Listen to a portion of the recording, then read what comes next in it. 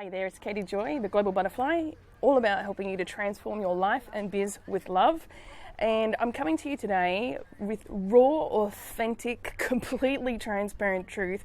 And look, I even didn't care so much, I wasn't concerned about being camera ready. I just literally have been walking on the beach, and I want to share this message with you, this week's message that I have to share. So the last 4 weeks, and two weeks in a row I missed doing my podcast, and the reason why is because I was so violently ill with the flu, the symptoms of the flu. And I'm still recovering from it a little bit, but I'm basically 99% there, which is pretty awesome. But basically 4 weeks ago I really felt the onset of the third round of the flu. I had 2 kind of colds before that with the winter season. Excuse me. Apologise. And but then this one really took me down. Now there was a lot going on behind the scenes energetically for that to really be in that place. And if whenever I get sick, I do it without judgment. Like I don't. I know some people, especially in the spiritual world, can go into some sort of judgment around it. And I think, well, as judgment is the opposite of love, it divides self from source, and it divides from infinite wisdom. So I've gone into a whole process of just relaxing and leaning into the experience and being with it. And I wanted to share this with you because I know most of you are in my community already, and if you're not, welcome. I wanted to share with you, if you are a light worker, an empath, an intuitive empath, just a sensitive, just most of us are tuning in with the energy, but some of us who are our innate soul calling at this time on this planet in this moment right now, this is what we've been called here for. And you've probably really noticed a real shift and acceleration in energy going on worldwide. There's a lot of force. There's a lot of manipulation. There's a lot of mandates. There's a lot of silencing. But the more that all that happens, the more it accelerates the awareness of even people who maybe weren't necessarily paying attention. It certainly jolts them awake to go, hang on a second, things aren't quite adding up. Why this? Why that? And so when people start asking questions, it can lead you down the rabbit hole, depending on how far you're going to go down that research. Excuse me. And, so energetically behind the scenes for me as well, I have, due to the circumstances in for example, in Australia, what's going on, which is literally Perth, Western Australia, is mirroring California and New York. It's sort of like the polar opposite of the planet. And it's really interesting watching what's going on with the mandates, with the silencing as well, and the intimidation tactics, a whole bunch of stuff. And I'm intentionally not going into specifics here because I want this to be going without being silenced. Those of you that get this, you'll get this immediately. Those that are probably going, what the heck she's talking about? I invite you just to ask yourself this, ask your higher self this. Show me the truth. Reveal to me the truth. Reveal the next step in the truth, in the path of truth for me to be witness to. And then when you do that, you'll be guided. You'll be guided innately on your journey, and just trust that. Lean into that. Now, it comes with a warning, a bit of a black box warning, because it's scary as F-U-C-K. Which is why I feel when probably a few months ago, back in June, I invoked some new questions declaring that I was ready to have new levels of truth revealed to me. And here's what I'm going to say. Really be careful what you ask for. And it's a good thing, but also be prepared for that. Well, I went on a rabbit hole experience, which, here's the thing, if any ascension, any spiritual work you're doing, any kind of awakening that you're doing, it needs to be symmetrical. If we do it too rapidly, we become this asymmetrical, out of balance and off path, and then that manifestation is expressed through our body, right? So my immune system took a pretty big hit and a crash burn. However, it was also a blessing in disguise, because it forced me on a personal level to slow right down. And even on a professional level in my business, you know, I have this long list of things to do. Now I have a lot of automation and leverage in my business. I have some things outsourced. I definitely could scale and outsource even better. So it's yet to come. Excuse me. But, you know, I had this, you know, on intellect side, it's saying, you know, there's this long list of things to do, right? But I knew intuitively I needed to just rest. I needed to go in and align again, balance at an energetic level, bring myself back to that center to create first from the inside out, which is something that I teach all the time, but from a whole new level, especially when in the 3D reality, it can look like it's really real, these dark forces that are overwhelming and pushing and swelling what can feel like quite a intimidation. But if you're experiencing any of this, for sure, share it with me and let me know. But one of the things, if you are experiencing this and you're not through it yet, it is, I'm acknowledging, it is frightening, right? It is terrorizing to the system. But that's part of the journey. It's meant to be.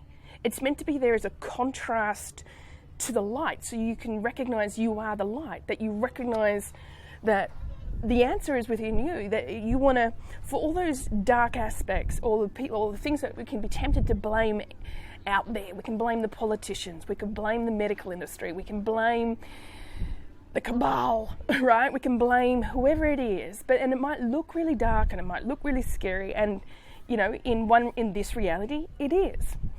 And it really does represent itself. But it's ultimately all a projection of the collective consciousness that has been fed programs to spew this back out again.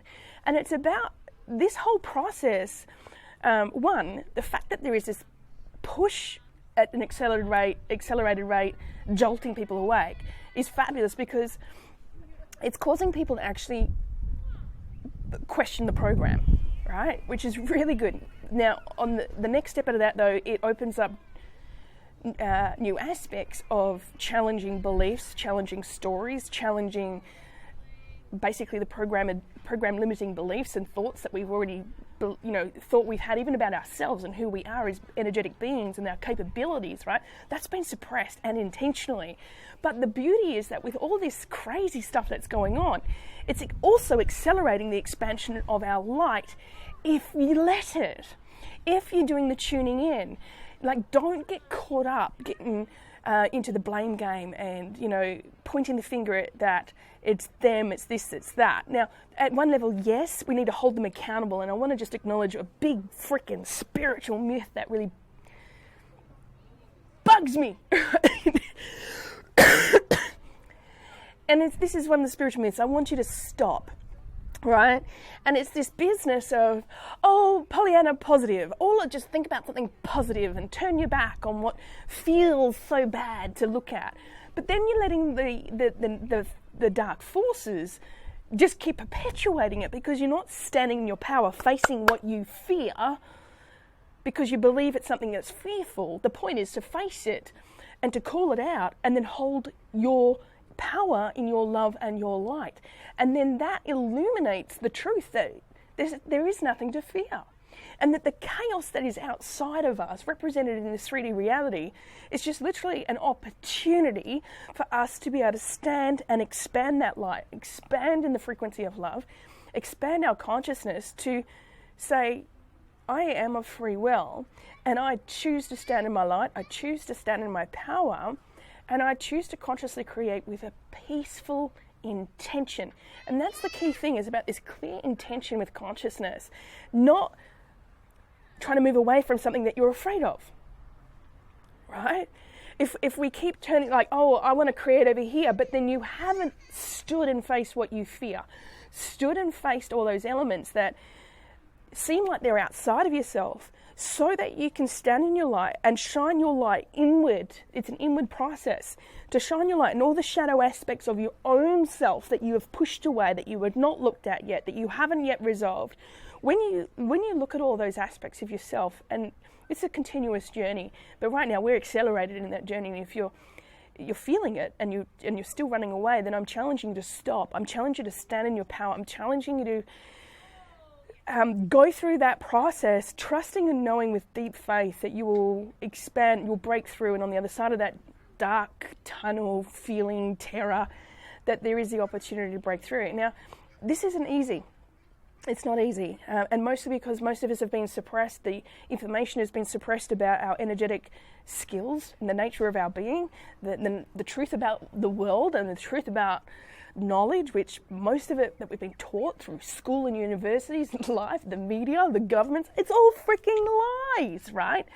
That's a whole nother video to go in, but I just want you to understand that you already know what the truth is, and you can tune into that. And the truth, the more that you learn to tune inward and trust in your intuitive knowing, tuning into your higher self, tuning out of the ego, the nath and that chatter and the analytical mind, which, by the way, we've all been programmed, including myself in the past, and it's a constant challenge to be programmed in the left hemisphere of your brain, in the analytical intellect. Don't let the intellect lead you. It's not to discard the intellect, because you want to be able to utilize that, but you want to use your intuition first, drive with your intuition, and then use your intellect to help you,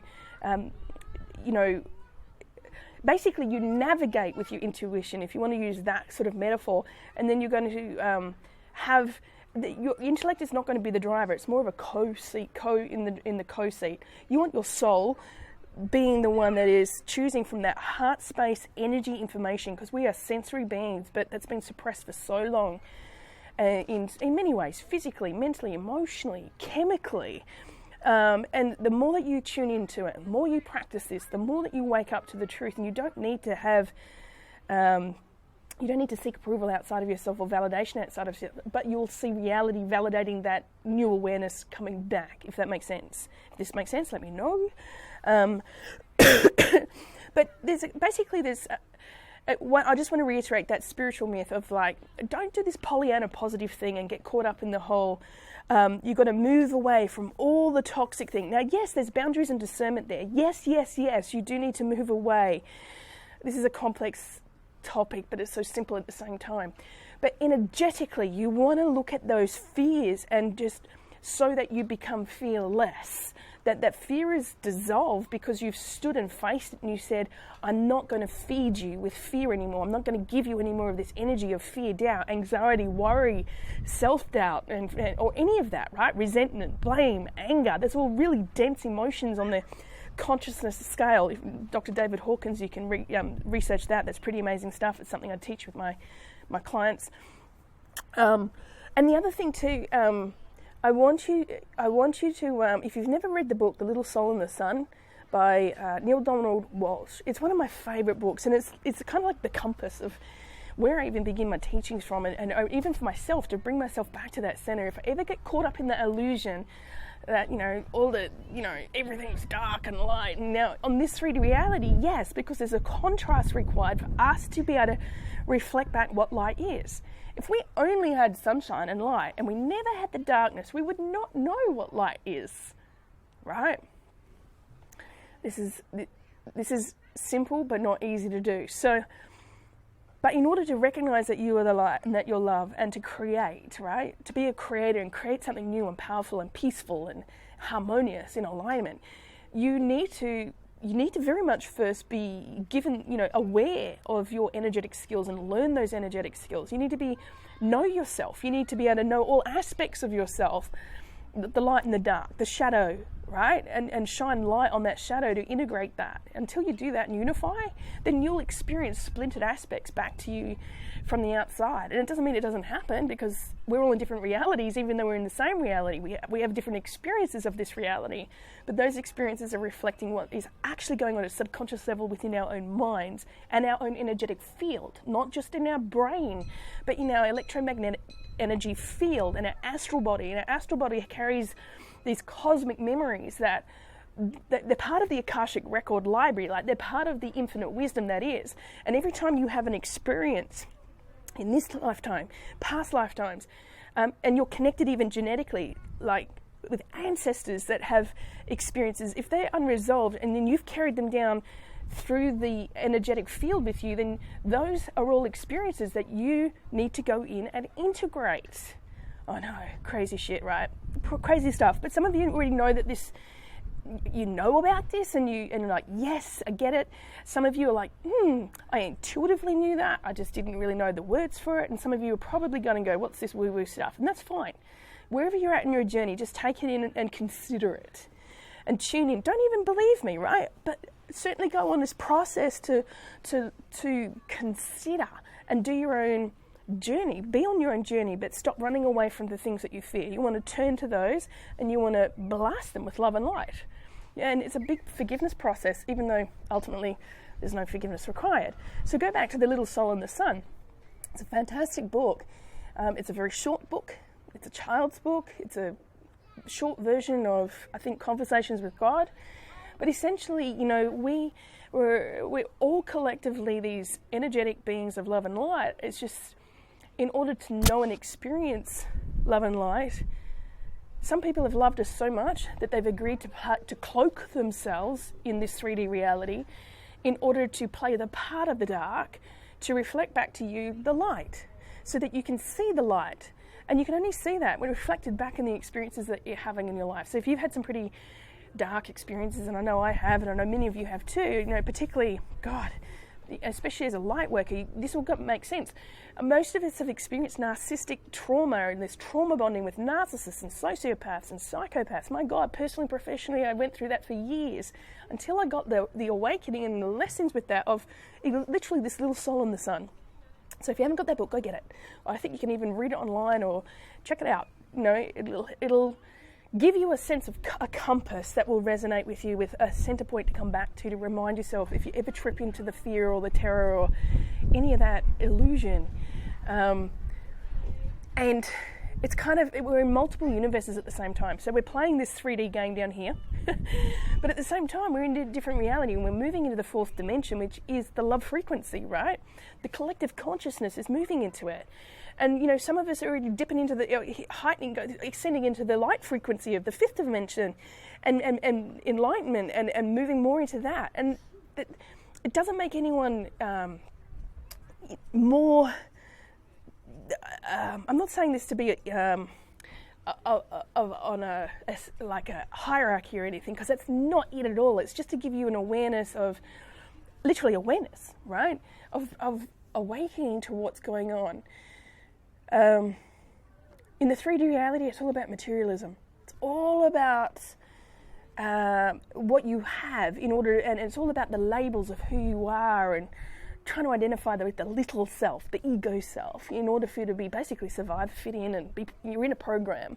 When you move into the love frequency, you're still in that, but you start to shake it off a little bit. But as you ascend into the light frequency, you recognize that there is no labels for you. We all just is. It just is. We're everything and nothing all at the same time. I am you, you are me. We are this light consciousness. This body, beautiful body, is a vehicle, as a transmission tower, if you like, of energy and sensing that energy. And when we tune into those energies, we can tune into the truth and tune into infinite wisdom. I talked about the Akashic records, right? That's like the cosmic library. Like, you tune into that, and many of you are already doing it. You might not even be aware that you're doing it.